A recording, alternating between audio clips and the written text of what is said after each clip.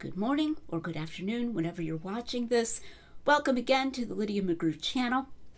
Today I'm going to continue talking about the theme of multiple similar events in the Gospels. Last week I introduced the idea of a bias in New Testament scholarship against such multiple broadly similar events, and I emphasized that that is not an anti-supernatural bias. However it may have originated, it is now broken free, and even those who do not have an anti-supernatural bias often have a strong bias against the idea that the Gospels could be truthfully reporting multiple similar events. This bias is very strong. It's so strong that it extends even to sayings. Even though Jesus was a teacher and no doubt said the same sayings on many different occasions, even think of people that you know. I think of myself, I think of my husband Tim, and how often when we speak we say almost word for word the same thing. We give a similar talk, or we give a talk that contains a similar section or something. So it's astounding that they extend this even to this similar sayings by an itinerant preacher, to such an extent that when it's recorded twice within the same book, scholars will call that a doublet, which means that one of them has been invented, even though the fact that it occurs within the same book makes it quite clear that the author is implying that Jesus said this on different occasions, if there's a context to it. So, for example, in Matthew, Jesus says something about taking up your cross and following him and denying oneself and so forth. And if you try to save your life, you will lose it. He says that in both Matthew 10, in what's known as the commissioning discourse to his disciples, and in Matthew 16, in the scene where he's talking about who he is, and Peter makes his confession that he is the Messiah. And it's similarly worded. It's not absolutely verbatim, and that's supposedly a doublet, which is silly because there's absolutely no reason he could not have said it twice. Now, when we're talking about events that are broadly similar, then it can be made to seem more plausible, with the temple cleansing being a prime example. So today I'm going to talk about the phenomenon, I'll call it that, of Jesus being rejected in his hometown in Nazareth. I'm calling it a phenomenon rather than incident or something because I'm trying not to beg the question against its being two different instances, which I think it was, two broadly similar events. I want to acknowledge at the first that Luke, on the one hand, and Matthew and Mark, who are clearly talking about the same thing, on the other hand, do not locate this with great explicitness at a certain point in time. So it's a possibility that one or the other of them could be narrating what I've called achronologically.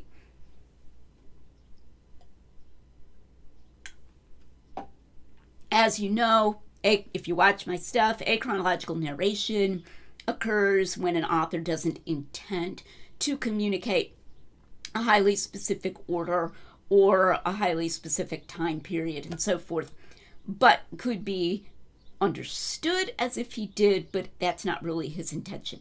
And it can be a judgment call whether or not something is achronological narration. In this case, it's not like tied incredibly explicitly to a certain time, but the narrative order would give the impression that the rejection at Nazareth in Luke occurs near the beginning of Jesus' ministry, and the rejection recorded in Mark and Matthew occurs somewhat later in his ministry. That's a weak prima facie case because of the phenomenon of achronological narration, but it's worth something, especially when we find all kinds of other differences between the accounts. Then why not think that it happened twice? So I'm going to do something I don't usually do. I'm actually going to read both passages all the way through because I want us to have them pretty clearly in our minds. And for that same reason, I'm going to be talking about the same incident next time so that this video won't get too long. So I'm going to start with Mark. I'm not going to read it in Matthew. Very similar. You can find the parallel passage in Matthew, because I believe those two are just the same incident. So Mark 6, 1b. And he came into his hometown, and his disciples followed him. And when the Sabbath had come, he began to teach in the synagogue, and the many listeners were astonished, saying, "Where did this man get these things? And what is this wisdom given to him, and such miracles as these performed by his hands? Is not this the carpenter, the son of Mary, and brother of James, and Joseph, and Judas, and Simon? Are not his sisters here with us?" And they took offense at him. And Jesus said to them, "A prophet is not without honor except in his hometown, and among his own relatives, and in his own household." And he could do no miracle there, except that he laid his hands upon a few sick people and healed them. And he wondered at their unbelief. Okay. Now I'm going to go to Luke 4. Okay. This begins at Luke 4:16. And he came to Nazareth, where he had been brought up, and as was his custom, he entered the synagogue on the Sabbath and stood up to read. And the book of the prophet Isaiah was handed to him. And he opened the book and found the place where it was written, "The Spirit of the Lord is upon me, because he anointed me to preach the gospel to the poor. He has sent me to proclaim release to the captives and recovery of sight to the blind, to set free those who are downtrodden, to proclaim the favorable year of the Lord." And he closed the book and gave it back to the attendant and sat down. And the eyes of all in the synagogue were fixed upon him. And he began to say to them, "Today this scripture has been fulfilled in your hearing." And all were speaking well of him and wondering at the gracious words which were falling from his lips. And they were saying, "Is this not Joseph's son?" And he said to them, "No doubt you will quote this proverb to me, 'Physician, heal yourself. Whatever we heard was done at Capernaum, do here in your hometown as well." And he said, "Truly, I say to you, no prophet is welcome in his hometown. But I say to you in truth, there were many widows in Israel in the days of Elijah, when the sky was shut up for 3 years and 6 months, when a great famine came over all the land. And yet Elijah was sent to none of them, but only to Zarephath in the land of Sidon, to a woman who was a widow. And there were many lepers in Israel in the time of Elisha the prophet, and none of them was cleansed, but only Naaman the Syrian. And all in the synagogue were filled with rage as they heard these things. And they rose up and cast him out of the city and led him to the brow of the hill on which their city had been built, in order to throw him down the cliff. But passing through their midst, he went his way. Okay. So one thing I just want to ask you to consider, and we'll be talking about this more next time, is, do those really sound like the same incident? I do not think they do on the face of them. The Lucan version is, of course, a good deal longer. And there's stuff in there that isn't in Mark or Matthew about, what he read, but also about them trying to throw him off the hilltop. Mark and Matthew record only that kind of grumbling. And sometimes we find what I call false harmonization that takes place in the service of disharmonization. It's this very weird little attempted jujitsu move that scholars will do, where they'll emphasize similarities and they'll say, well, this could be the same incident, only to turn around and say, but actually there are these differences that cause us to think that one of these authors, added things fictionally or narrated dischronologically. And that's the most common here, that scholars will say that Luke has dischronologically moved this incident. In other words, that Luke is implying that it took place at a time in Jesus' ministry when Luke knows it didn't happen. Okay, that he's knowingly changing the facts and making it happen earlier. So if we had strong evidence that these were the same incident, like, for example, if they were clearly put at the very same time, explicitly, or in some other way were explicitly, clearly related in the same incident, we could put the accounts together and fit them together and say, well, Mark is only recording part of what happened. And that would be fine in that case. But it's funny how that kind of harmonization gets lots of scorn from biblical scholars, and yet they themselves will sort of do it when they're trying to make out that someone has moved something dyschronologically. So then it'll be, well, look how similar these are. Oh, well, this could be just part of it. And then Luke has other things that happened on what he's trying to portray as the same occasion, but they're at different points in the narrative, so Luke is dyschronologically moving. It's like this weird, phony harmonization in the service of disharmonization. But I would just point out to you that not only the time is prima facie different, though not super explicit, but also the incidents have a lot of differences. Now, however, I'm going to give you 5 similarities between them, and you'll see as I do this how much depends on how you put it, okay? So 5 similarities. He's in Nazareth. He's speaking in the synagogue. The people are surprised, amazed, mention his family, okay? They are negative toward him. They reject him. And 5, Jesus says to them something to the effect that a prophet is without honor in his own hometown. So that's 5 similarities. Now, if you say that, it can sound like they're uncannily similar. So I like to use that phrase, uncannily similar, because I think when we're arguing that this really looks like the same event, it's really strange to make out that this is 2 events, we should argue from truly uncanny similarities. And very often, not just general similarities, in other words. And so very often things will be portrayed as uncanny similarities that are really general similarities. So, for example, I would say the dialogue surrounding the woman who anointed Jesus' feet and in Passion Week. There is a different one in Luke that's not in Passion Week, but I mean in Passion Week between a couple of the synoptics and John. And the thing about selling the money and giving it to the poor and then Jesus defending the woman, I would say that would be an uncanny similarity if these were different events. And so for that reason, I take those to be the same event. But these aren't really uncanny similarities when you look at them. They're far more general similarities. And I want to focus on the bit about mentioning his family. Because if someone said, oh, well, they both say, we know this guy, we know his family, that sounds really uncannily similar. But actually, listen to how different they are. Okay? Is not this is in Mark 6:3, is not this the carpenter, the son of Mary, and brother of James, Judas and Simon? Are not his sisters here with us? And they took offense at him. Okay? In Luke 4:22, and all were speaking well of him, and wondering at the gracious words which were falling from his lips, and they were saying, is this not Joseph's son? So it's not just that one of them lists a bunch of people. That's not that big of a deal. That one would list, more people, and people could have said both on the same occasion.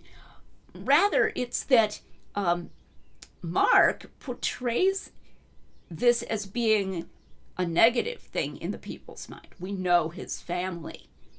They were offended at him. Whereas Luke is talking about this at a positive point in the interaction. Okay? They're speaking well of him, and they're just sort of amazed. Is this not the carpenter's son? And then as Jesus continues to sort of poke at them, there's this movement in the Luke passage, and they get angry. I think probably there were facial expressions involved with him that made what he said more offensive there than it might even seem as he goes on about the widow and the prophet. So actually, even though the family is mentioned in both cases, it seems to have a different meaning. Even though eventually in Luke, they get mad and they're like, get him out of here, kill him. We want to kill him. Now, again, if we had strong independent reason to think these were the same event, some other reason, like it's tied very explicitly to the same time. We could say, yeah, some people were saying it positively and some people were saying it negatively. But we don't actually even have to do that.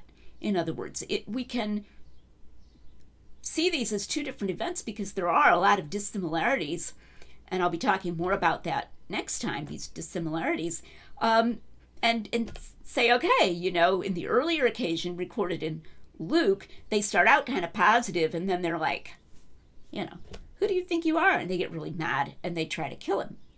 And in the later incident recorded in Mark and also in Matthew, they're just ticked off and dismissive of him, and yeah, we know this guy's family, right from the outset. Like, that was just their attitude toward him.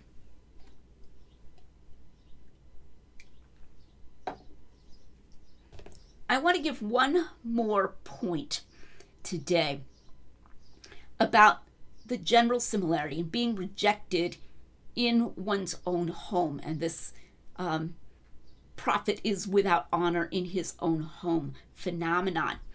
You could call it the opposite of the local boy makes good, right? Local boy instead is envied, hated, rejected for supposedly getting above himself. Who does he think he is? And that kind of thing.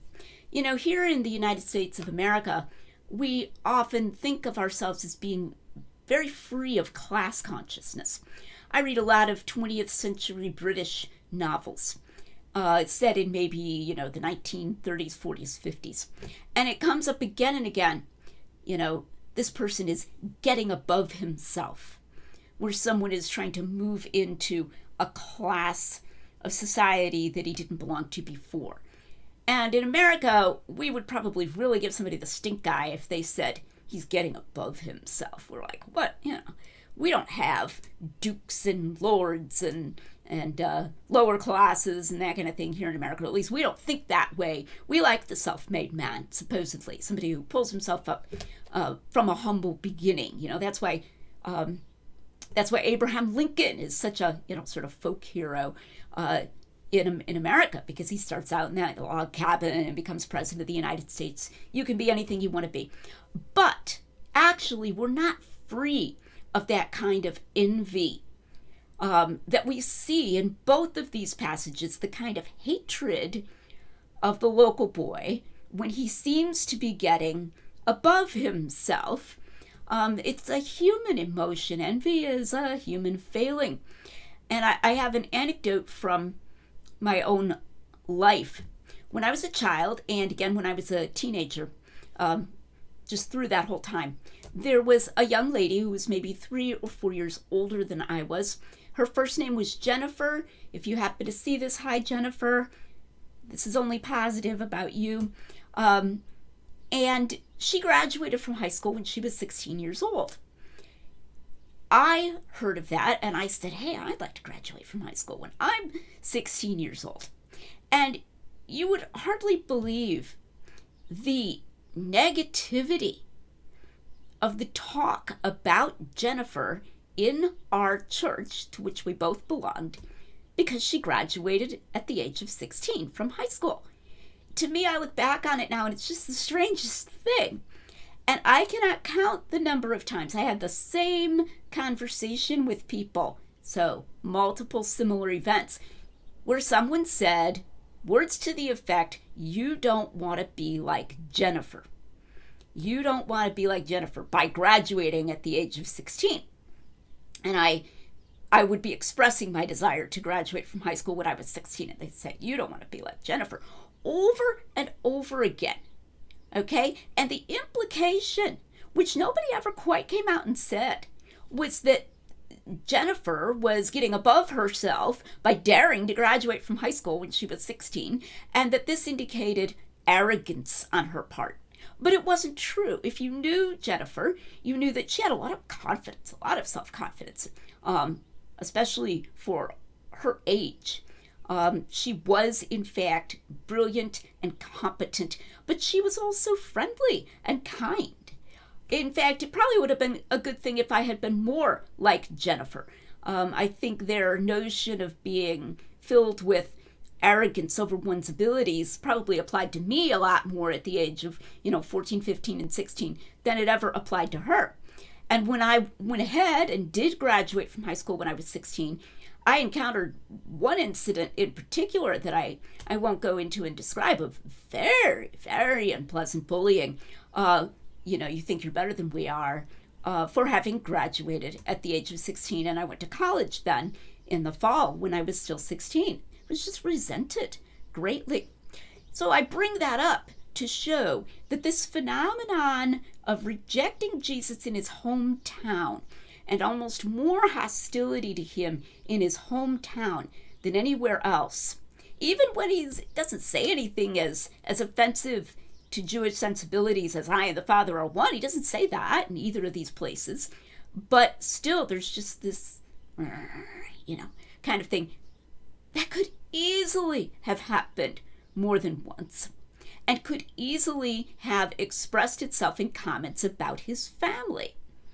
Now, combine that with the fact that the people who are recorded in Luke as making comments about his family appear for the moment to be positive about him, and that alleged similarity, and even the general similarity of being received negatively in his hometown, really kind of just is no big deal. It disappears. It's no longer an uncanny similarity that would make you say, oh, these have to be the same. It would be so weird for this same kind of thing to happen twice. So that's the kind of thing you need to be looking at. Don't allow somebody to just sort of list off similarities and say, this would be so artificial to think that this happened twice. Go and read the passages and ask yourself how similar they really are and how it answers to human nature for this same kind of thing to happen twice. Okay, I'm going to stop there, and I'll continue talking about the phenomenon of Jesus' rejection at Nazareth in these passages next time. Please come back, and please like and subscribe. I want to give a real quick shout out here to Eric Manning, who helps me by posting this comment to Anchor FM. His channel is Testify. Be sure to head over there and like and subscribe there. And Eric was extra helpful to me this week when I had a security certificate problem with my very ancient and rather ugly website, lydiamcgrew.com, which appears to be now working without Google freaking out about it and saying that it's unsafe. So shout out to Eric, and thanks again. Thanks for watching. I'm Lydia McGrew.